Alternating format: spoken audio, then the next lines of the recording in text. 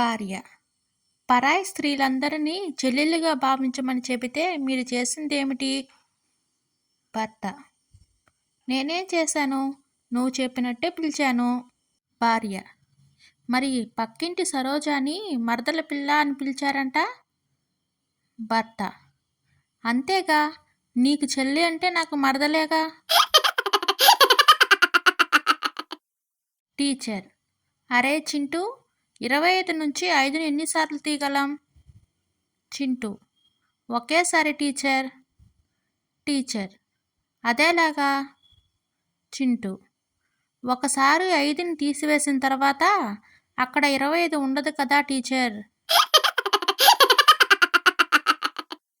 చందు: ఏమైందిరా అశోక్, అలా దిగులుగా కూర్చున్నావు? నీ ప్రేమ విషయం తనకు చెప్పావా? అశోక్: చాక్లెట్ ఆమె చేతిలో పెట్టి నా మనసులో మాట చెబుదామనుకునే లోపల, థ్యాంక్ యూ బ్రో, మరొకటి ఉంటే ఇస్తారా? ఈ చాక్లెట్ అంటే మా అబ్బాయికి చాలా ఇష్టం అందిరా. వీణ: సార్, ఈరోజు నాకు సెలవు కావాలి. మేనేజర్: ఎందుకు? వీణ: నాకు జలుబు చేసింది. మేనేజర్: నీ నుంచి ఆఫీస్లో ఇతరులకు వైరస్ వ్యాపిస్తుందని సెలవు అడిగావు చూడు, నీది చాలా మంచి మనసమ్మా. వీణ: అలాంటిదేమీ లేదు సార్, జలుబుతో ఆఫీస్కు వస్తే తుమ్ములకు మేకప్ చెరిగిపోతుందని. భార్య: ఏమండి, ఒకసారి ఆ న్యూస్ పేపర్ ఇలా ఇవ్వండి. భర్త: టెక్నాలజీ ఇంత అభివృద్ధి చెందినా ఇంకా న్యూస్ పేపర్ అడుగుతావేంటి? ఇదిగో ఐప్యాడ్ తీసుకో. భార్య ఐప్యాడ్ తీసుకుని బొద్దింకను 2 దెబ్బలు వేసింది. బొద్దింక తప్పించుకుని పారిపోగా ఐప్యాడ్ 2 ముక్కలైంది.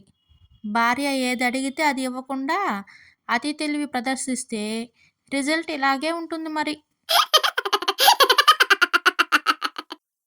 ఎందుకమ్మా అంతలా బాధపడుతున్నావు?